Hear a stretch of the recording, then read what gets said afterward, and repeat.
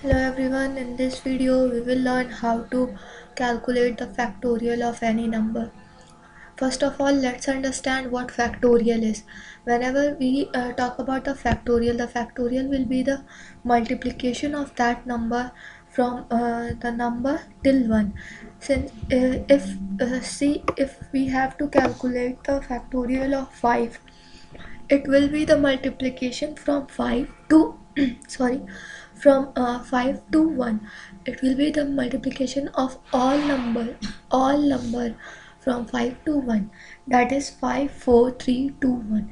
And if we have to calculate the factorial of 7, then it will be the multiplication from 7 to 1, that is all number including 7 and 1, from the all number from 7 to 1 including 7 and 1 also. The multiplication of this will be the factorial of 7. So from this scenario we can say that the factorial of any number will be the multiplication of number, will be the multiplication from starting from the number till 1. See, in this case, every time we multiply the number with by decrementing that number. Since I I multiply the number with num minus 1, num minus 2. See, 7, then 6, that is num minus 1, then 5, that is num minus 2, then 4, that is num minus 3, and this continues until and unless the number becomes 1. Okay, so uh, see, what happened is this 6 is what, num minus 1, this 5 is what, num minus 2. So in this manner what we are doing is, each and every step when we multiply the number, we decrement it by 1. 7, then 6, then decrement by 1, and 5, then decrement 1, 4, then 1 more decrement 3, then 1 more decrementation, it becomes 2, and then 1. Okay, so I will use this concept while calculating the factorial. This is the program I will show you, and one by one I will show you the steps how it will calculate the value. See, in the main function I take a input from user and store that value in n and pass the value n to the function fact. This fact will use to calculate the factorial of any number, and this is the definition of my fact function. Here what I do is I declare another variable f is equals to 1, and I initialize the variable with 1. What I try to do is I try to multiply this, I try to multiply the number x from x to 1 and decrement that number 1 by 1, decrement the number by 1 each and every time, and this will continue until the x becomes 1. That's why I put the loop here, that is, and put the condition, that is x is greater than or equal to 1. So this loop will continue from x is equals to, if I say, let's say I take the input as 5 and my x has the value 5, that is x is equals to 5. Then let's say first time my x has the value 5. Okay, then in next section what happened is, in next step what will happen is, in first of all, when the when x enters, it has value 5. Okay, let's see here 5. Okay, then what happened is, this x is greater than 5 condition true.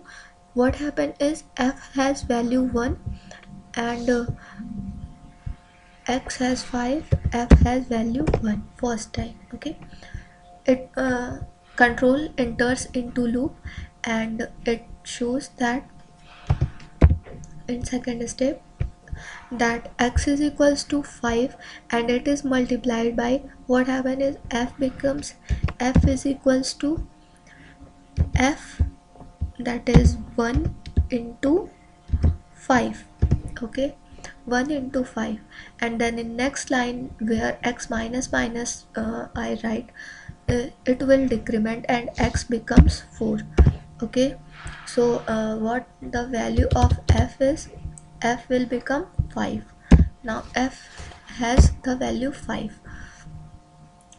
Now in next step, what happen is when when again x is equals to 4, this loop terminates, and this loop the control finds the closing braces of loop.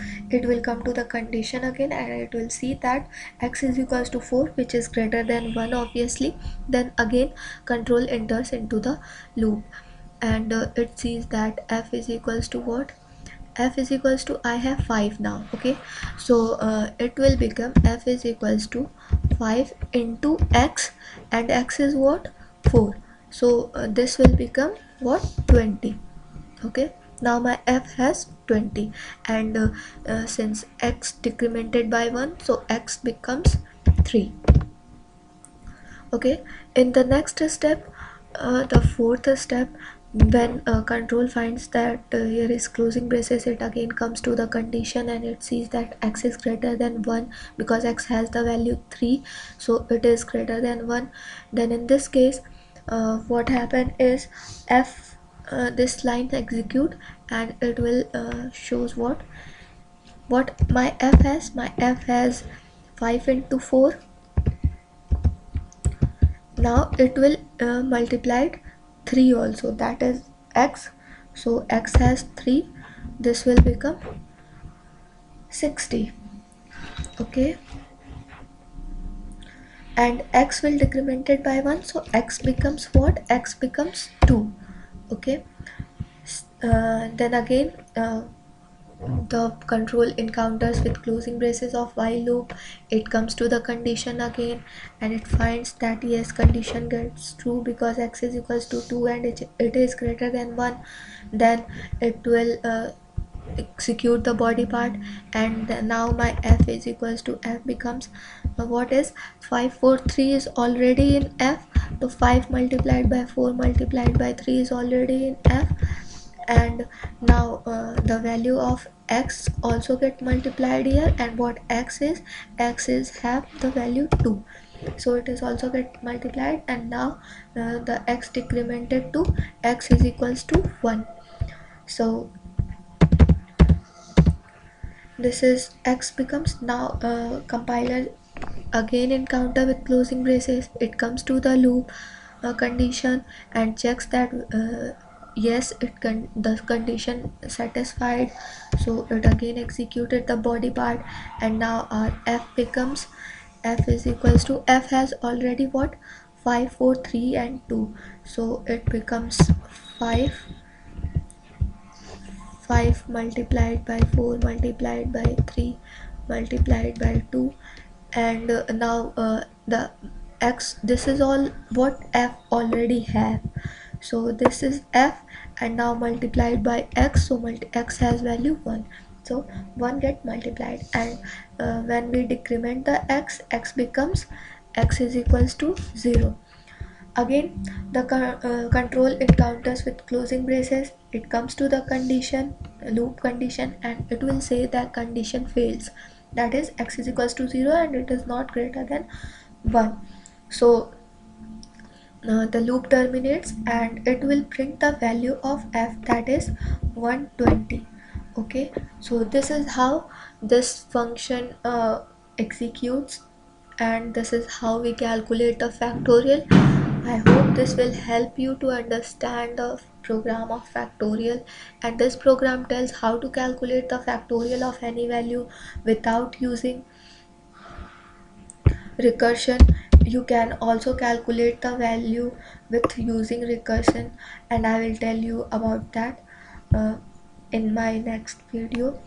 Just let us take a look on what the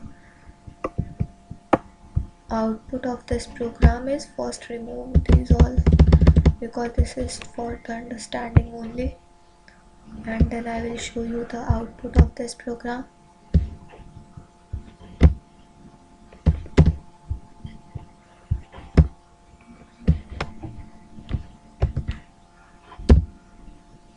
Now compile this and run this.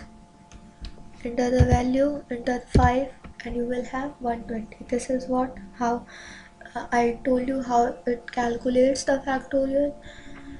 This is all about how to calculate factorial without using recursion function, and I will tell you about the recursion function also in further videos. Thank you.